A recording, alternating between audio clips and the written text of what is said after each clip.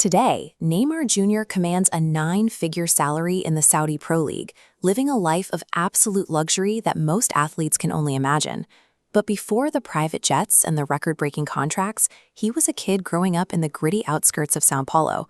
The financial situation was so tight that one afternoon, when a young Neymar asked his mother for a simple box of cookies, she had to tell him no.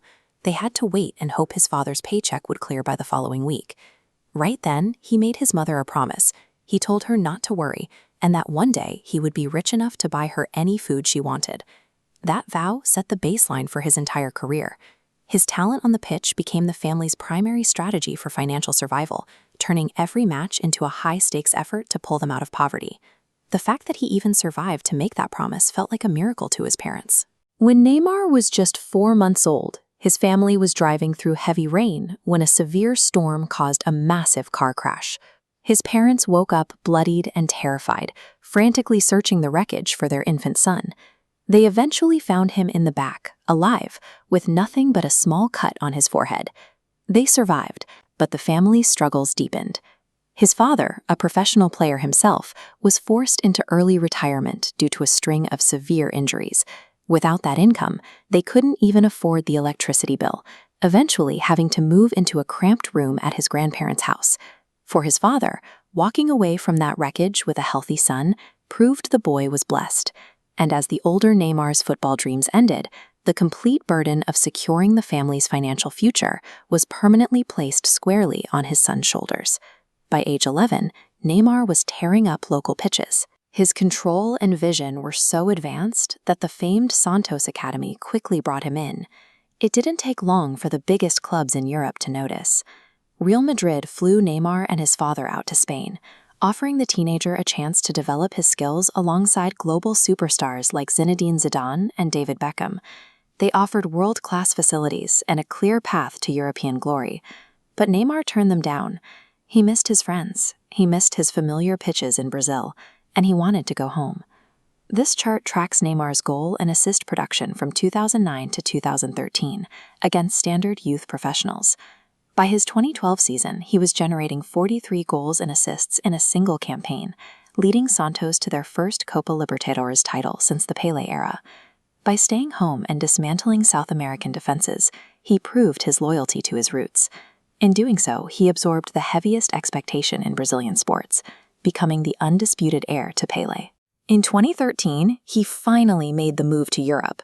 Barcelona paid over $57 million to bring him to Camp Nou, slotting him next to Lionel Messi and Luis Suarez to form the MSN attacking trio. But his ultimate test arrived the following summer. Brazil hosted the 2014 World Cup, and a 22-year-old Neymar wore the iconic number 10 shirt, carrying the immediate expectations of over 200 million citizens. He delivered, scoring 4 goals in the tournament until the quarterfinal match against Colombia. A violent collision in the back from Juan Zúñiga dropped Neymar to the pitch in agony, instantly ending his World Cup run. The medical assessment was chilling. The impact had fractured a vertebra in his spine. The doctors told him that if the strike had landed just 1 centimeter lower, he would have lost the ability to walk.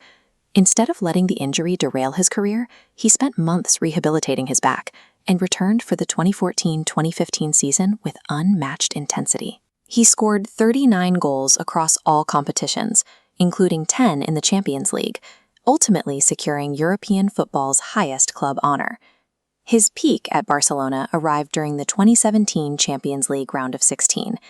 After losing the first leg 4-0 to Paris Saint-Germain, Neymar engineered an impossible 6-1 comeback in the second leg, scoring twice and assisting the game winner in the final minutes. He played a flawless game, yet the following morning, the global media largely credited the historic victory to his teammate, Lionel Messi.